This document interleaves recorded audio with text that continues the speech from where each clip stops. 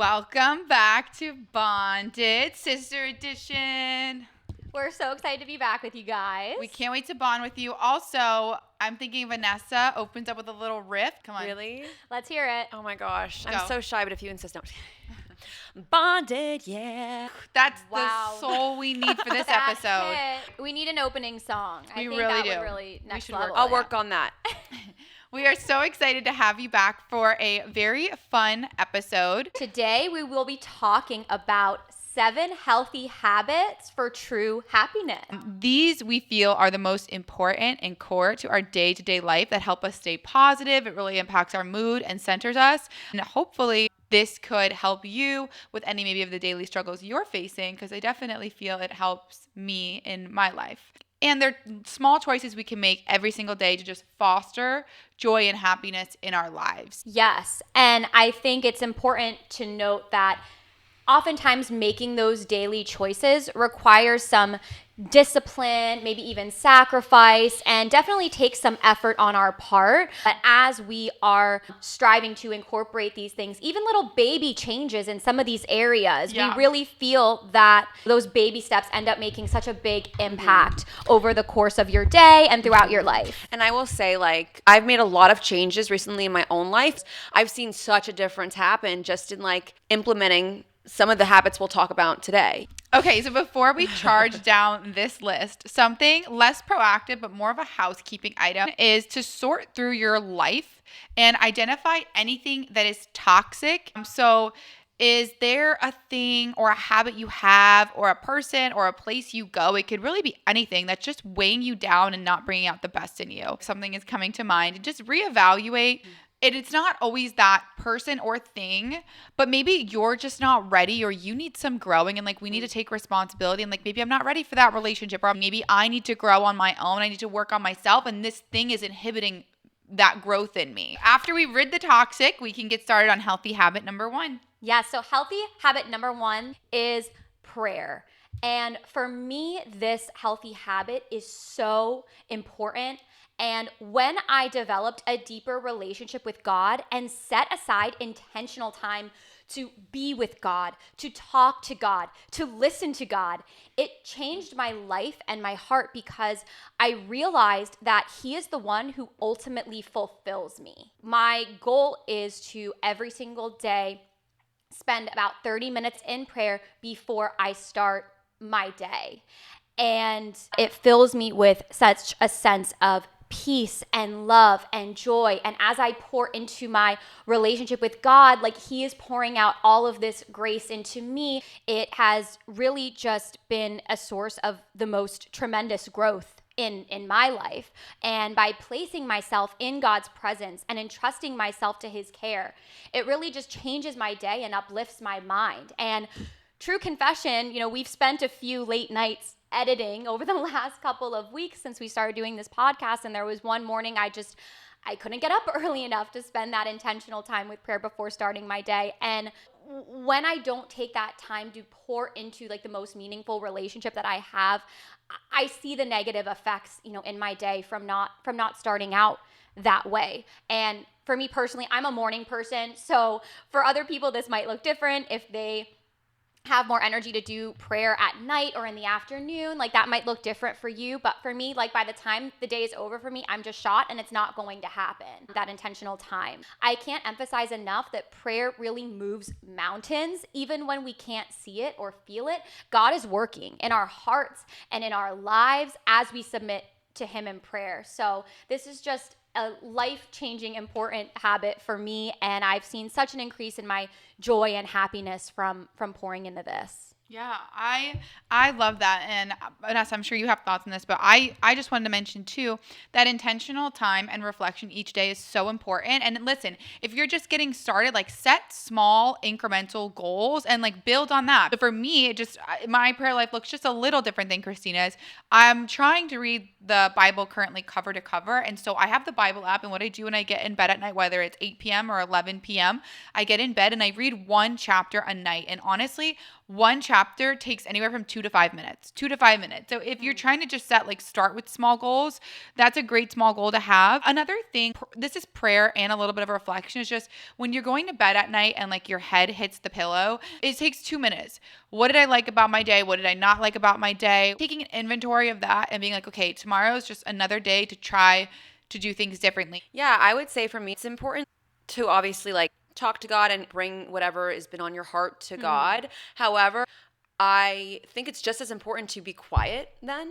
Just be quiet. I don't care if it's for 5 minutes. Whether that you be in an adoration chapel, whatever, that is where I feel I've heard God the most, or my heart has been truly convicted in the silence. Obviously, the enemy is kind of he's the author of chaos, So of course it makes perfect sense that Jesus is found in the whispers, And that's why I think a lot of people don't hear him or feel so lost in their lives, because they're not taking that time to just have the silence and pray, and then after praying, just see what lies in their heart. Have a little check-in, and you'll find him in that whisper. So I love that point. And I think it's safe to say that most of us, if we're not intentional about leaving that time and that space for silence and reflection, as you said, Gina, it's just not going to happen. Our lives are too busy. There's too much going on in this world. And that really can be life-changing and add a new level of peace to your day that you wouldn't otherwise have if you don't set aside that time. Absolutely. Very true. Okay, we're jumping to healthy habit number 2, joy in the small things. I feel as though a lot of mothers can relate to what I'm about to say, where you feel a lot of your day are these habitual, quote unquote, mundane tasks that take up so much of your day. I feel 90% of my day I'm honestly in the kitchen either cooking something or standing over the kitchen sink, cleaning up after someone or folding laundry or whatever that may be. But instead of mindlessly staring into the kitchen sink being oh my gosh, it's constantly filled with dishes. I constantly see dishes in here.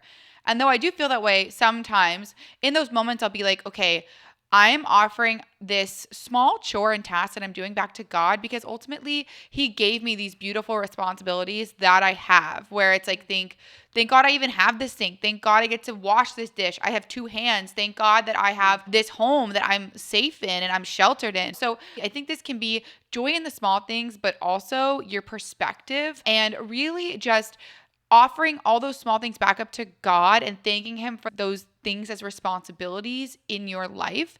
And it really helps me recenter myself in my day.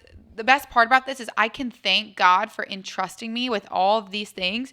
And I think more often than not, this is overlooked, where in appreciating the ordinary things, they can become extraordinary. I love that, Gina, because I think where the ordinary can become extraordinary is when we have that divine intentionality behind the things that we're doing. And once again, lifting it all back up to God. Jesus says in the Bible, whatever you do for the least of these, you do it for me. And so I try to look at every person that I interact with as if I was talking to Jesus. And I just try to really have that divine mentality of whoever I'm serving, whoever I'm helping, whoever God is allowing me the opportunity to assist in their healing, that is something I'm doing for God. And when you have that divine intention, it really is the pathway for miraculous things to happen. So I just love that you brought up that you're offering those things to God, because every single thing we do can become divine and extraordinary when we are uniting it to him. So I love that, and I relate to that so much. I don't know why I can't help but think of people that are ultra wealthy or people that are ultra famous. I feel struggle with seeing joy even in their big accomplishments. I appreciate the small things in my life that are really big things. I think this is an amazing segue. Jinx. The next topic on our 7 healthy habits is attitude of gratitude. Yes. So this is such a huge part of happiness, really just having a grateful heart. And you touched on it, Gina, in enjoying the small things. But a grateful heart truly is a happy heart. And now more than ever, because of social media and some other influences, it's very easy to compare your life to other people's. And we've all heard the saying, comparison is the thief of joy. I also think comparison robs us of our gratitude, because when you are idolizing someone else's life or the things that other people have that you see that maybe you don't have, it can really be disruptive in terms of you not being grateful then for the things that you do have. And it's so important to say, like, no matter how amazing or perfect someone else's life, family, job, any of these aspects look, every single one of us deals with both positive and negative aspects in our life. And being grateful simply means focusing your energy into all the gifts that God has given you. And that really just shapes our minds and changes our perspective so much. And for me, I was actually struggling with this last year around this time, maybe a little over a year ago. And I actually physically wrote down a list of 10 things in my phone that I am grateful for, like concrete things in my life, so that if I'm having a bad moment, I can go back and look at this list and see all the things that God has blessed me with. And when you start focusing and channeling your mind in that positive way, it can change a sad moment to a happy moment in an instant, right? When you just shift that perspective a little bit to the wonderful things that you have in your life. It makes me think of what Pop-Up, our grandpa, used to say, like, life is 10% what happens to you, 90% your attitude about it. I like that. And it's funny. Zach said this one time when I think we were dating. We were talking about gratitude, and he was telling me the story of, I think it was just a reel, or it must have been something he saw, but there was like a man who would walk every single day to work. And he would be like, oh, when I make enough to take the bus, that will be such a great day. I'll be so happy. And then, finally he makes enough to take the bus. Then he's on the bus and sees someone riding like a bike. And he's like, oh, a new bike. That will make me happy. I'll get some fresh air, and like then I'll be happy. And then he's riding his bike. And then he looks at the guy in the car and he's like, if only I had a car, I could drive myself to work. It could be a beat down 10-year-old. That would make me so happy. Then he gets that. And you get the point, right? Then he wants a luxury car. And it's like, it's not in what we have that gives us an attitude of gratitude. It's just appreciating the circumstances around us. Somebody in the world is walking miles to get clean water when I just have to take my little feet and pitter patter over to my refrigerator, and there I have clean water. When you start comparing yourself not to the person in the nicer car than you, but the person that has to walk miles for clean water, I think that, in addition to the list, which I think is a great practice, can shift your perspective very, very quickly and also give you instant gratitude, right? Yeah, and unfortunately, social media is just like the highlight reel of everyone's life. So everything seems perfect 24/7 if you go by social media, and that's not the reality. And it's so easy to then zone in and just have an ungrateful heart. I do feel like there's so many people that they'd be so much happier if they just like looked at how full their glass was instead of looking at the glass of the person's next to them, Again, it's just keeping the perspective that no one's life is perfect, and you can still have an attitude of gratitude. Okay, healthy habit number 4. Well, the healthy habit that I'll be covering is selfless acts. You get so much more when you give. Like, for example, I'm a singer and I've volunteered at nursing homes, or I volunteered for this event that was for people with disabilities. And whenever I did those things, I just felt like so much joy inside. Like no amount of money would fill my cup in the same way that the smiles on these people's faces did. Like these people that are lonely in nursing homes, a lot of them were kids with disabilities. Like they just were so happy to because this event was out in the park and I just did like a 30-minute singing set, and they were enjoying the music so much. Like no amount of money is enough to give you that feeling that you are giving back to people that actually have real things they're dealing with and need that music, need that love. And I remember I was hugging all the kids after the gig I did in the park. I just see they light up with joy. Those selfless acts they're going to be the things that when I'm struggling in my life, I'm going to look back. And those people gave me perspective, but also if I'm ever really down, maybe I'll think, well, I should go do that again. I should go do something where I'm stepping outside of myself. It was such a fulfilling experience. The fact that we live in a society that tells us the more you focus on yourself, Yep. the happier you're going to be. When really, the more we focus on ourselves, overthink about ourselves, overanalyze ourselves in our own lives, like the more we're going to find something to complain about or something to be unhappy about. Whereas with the selfless acts, when you go out of your way for someone else, and it doesn't have to be like you're a missionary in Calcutta, okay? Just like thinking about someone else. You know what? I know this friend of mine is struggling. Like I'm going to visit her and bring her a coffee and like see if she needs to talk. Like just stepping outside of yourself and right, but really just taking the time to be aware of others and their needs around you and asking yourself how you can meet that need in someone else. And when you do make someone else's day or brighten someone else's life, like that fulfillment, as you said, Vanessa, there's just nothing like that. And the more and more we do that, the happier we're going to be. And the less we do that and the more we focus on ourselves, the more miserable we're going to be. But obviously self-care is not a bad thing. You know, you want to be able to be taking care of yourself so that you can put time and effort into others. So many people, it's so easy to not just focus on others on social media, but then also zone in on yourself. Social media is trying to shove down our throats. Just work on you. It's all about you. Your workout, you're this, you're that. Not that it's, and you do want to take care of yourself, but you want to be, it's a fine line. It can become an obsession almost. Okay, so now we're going to go ahead and move on to the 5th healthy habit, which is intentional time with loved ones. I feel like this one is a obvious one. You're never going to regret spending time with loved ones. Of course, that's a healthy habit, but make sure to check in with yourself. Are these people helping me grow in my life? Because if you're going to be spending this quality time, make sure it's also with quality people. I think you could argue that every decision you make and every moment you spend in your day is either bringing you closer to like light or darkness, happiness or sadness. You're choosing one of these two paths at each moment. So really bringing light into your life and making sure you have a relationship and things that are calling you higher, that you and that other person are becoming better, right? Because I think every step we take in our day to day is either worsening us or bettering us. And that sounds dramatic, but it's true. Stagnance I would argue, isn't really a state of being. I think you're usually tipping one way or the other. So I think that's a really good point. And it's so easy to get complacent in your relationships. Don't get complacent, whether that be with your husband, whether that be with your sisters, whether that be like, give it your all, because that's going to make these relationships and this quality time spent so much better because both parties know they are giving their all to it. You know, pouring into positive community and community that's helping you grow, whether that's your family and you're blessed to have a close family, whether it's good friends, whether it's your church community, that will also help you better recognize when people that are going to be negative or toxic for you come into your life.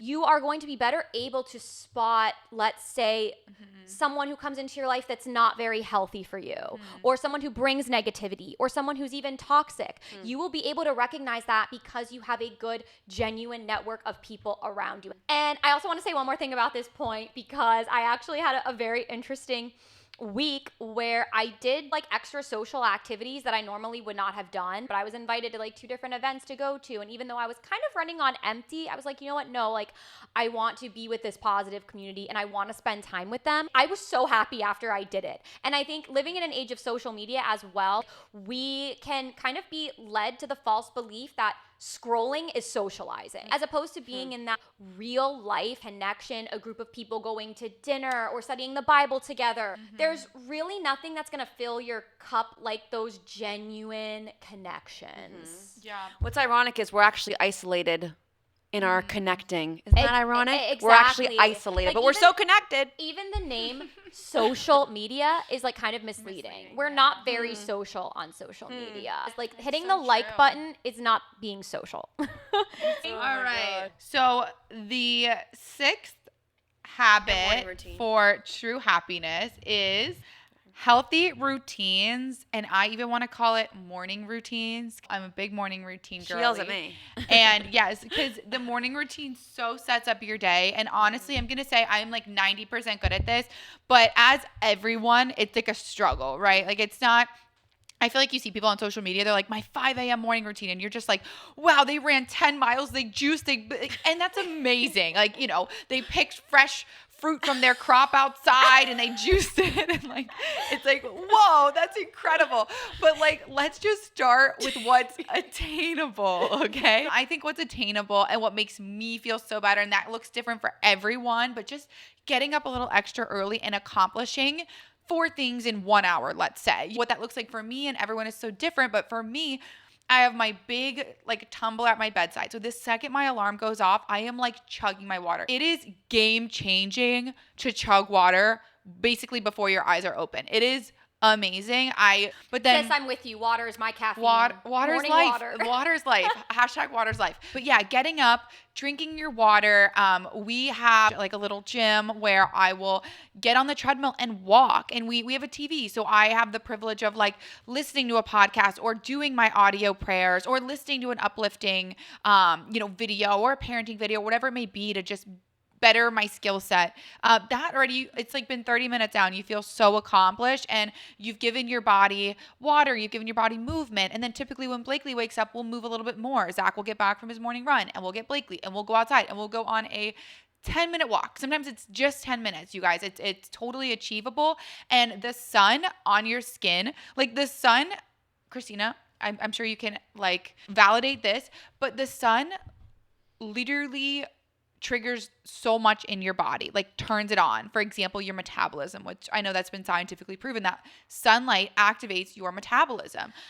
As a physician assistant, I can tell you that low levels of vitamin D have been associated with like increased anxiety, depression, and like other mood disorders. Fatigue. Absolutely. So yes, vitamin D is extremely important. And we're seeing more and more how important it is and how many things it's associated with. Yes.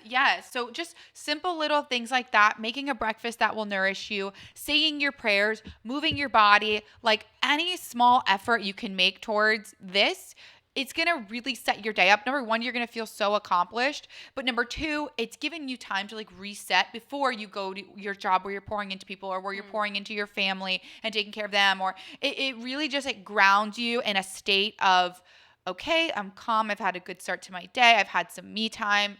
Now we can hit the ground running. So I love a morning routine. I feel super off when I don't do it. And when I just take that extra hour and a half of sleep, I am like so regretful that I did that. I'm like, I just don't feel ready for my day. My morning routine has changed too. I have been going to church every morning and then I go grab my coffee. I like make my bed when I get back. I make sure everything's in order to start my day for work. And I've been literally doing this every single day for like a while now. Yeah. What has been the best thing for you, Vanessa? Oh, I'm being interviewed. Oh my gosh. Starting your day off intentionally, because this is something new for you. So I'm curious for people who might be watching, what has been the best impact that you could say about doing things differently in the morning? Great question. My confidence has changed. I've gotten more confident. I've gotten more secure. And I've gotten emotionally stronger. You think because of that sense of accomplishment? Yeah, because and I've showed up for myself. Ooh. If you show up for yourself, it changes your whole life. Snaps. That triggered the snaps.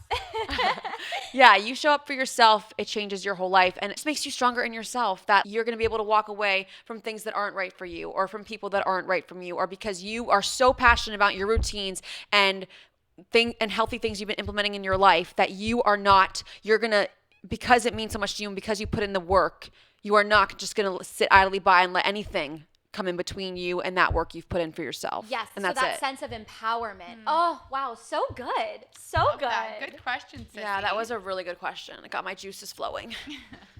Speaking of juices. Yes, what a good segue. That brings us to our last but not least healthy habit we will be talking about, which is eating clean. Gut health. And the importance of gut health. Take it away, Dr. Christina. Yes. Okay. So I can speak to this from a variety of perspectives, but what we eat and what we put into our body is what fuels us, fuels our body, fuels our brain, all of these different things. And not only that, but 90% of your serotonin, which is the happiness neurotransmitter, is produced from the gut. And so what you put into your body makes all the difference. About a year and a half ago, I just didn't feel right. I was like feeling tired all the time. I was feeling like mentally cloudy, like a little bit down. And I had tried this anti-inflammatory program before. It's actually a book that's called The Plan. We'll link it below for anyone who's interested.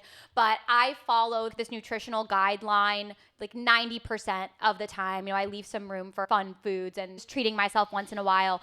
But it changed my life when I started demonstrating care for myself in this way by fueling my body with good healthy foods, and I show up better, my mood is better, and I'm just so passionate about this because it genuinely is like I think one of the biggest things that has changed my life in the last like year and a half. It took things to the next level because I also wanted to get out more and like be more social with people because I was feeling good about myself. And that's, the Bible says that our bodies are temples of the Holy Spirit. So this is another way to just really care for your body. We are not just spiritual beings. We are physical beings as well. We're, a body and soul composition. The way that we treat our bodies, it does impact our soul and other spiritual things, our mind, our emotions, all of these different things. So that has been game changing for me. In addition to these 7 healthy habits we've discussed, I think we can all agree periodic detoxes also are very powerful. So like if you're noticing you're spending too much time on your phone with screen time, like pull it back. I've given up social media for Lent 3 years in a row, 40 days. It is the best thing in the world to practice that. Another thing, if you've been eating out a lot or maybe having more drinks than you usually would have, like just cleanse from that, cleanse from the alcohol, cleanse from the bad food, nourish your body. If you're watching, I know Vanessa, like you watch, you have like a lot of interest in like, I want to say darker, like movies or entertainment, like you get very intrigued by. Yeah, that's my vice. Definitely some of the shows I watch are a little darker and it's not the best. I should probably give Little House on the Prairie a shot. But I need to pull back from Real Housewives. Like we all have our thing we like indulge in, but maybe sometimes it's better to replace that. Just really detox. I would say it's a good practice to do, and just keep yourself in check. Be honest with yourself. If you're ever getting an icky feeling, maybe evaluate right at that moment. Why do I feel like this? Things like that. Yes, I agree. And circling back to what you were talking about earlier, Gina, about, the choices that we make in our daily lives are really leading us in one direction or another, a good direction or a bad direction. I wanted to bring up a verse from Deuteronomy where God, tells the people, like, I have set before you life and death. And he goes on to reiterate the commandments that he's given to his people to like live the best possible lives for themselves as he guides them through the journey of life. So really just recognizing the importance of these daily choices, whether they seem mundane or not, like those are the things that build up in our lives and we can choose the right path and the healthy path. And this is something we are still like, we are no pros, but we are aspiring daily. So just to recap, 7 healthy habits for true happiness: prayer, joy in the small things, gratitude, selfless acts, intentional time with loved ones, healthy routines / morning routines, and gut health. Overall, just nourishing your body with the right things. These things are vital to our lives. Hopefully this helped you and you've gained new perspective. You feel encouraged. You feel inspired. I feel re-inspired. Thank you for bonding with us. Yes. Thank you guys for joining. Forward to next time. Yes. We'll see you next time. Bye, Bye, guys.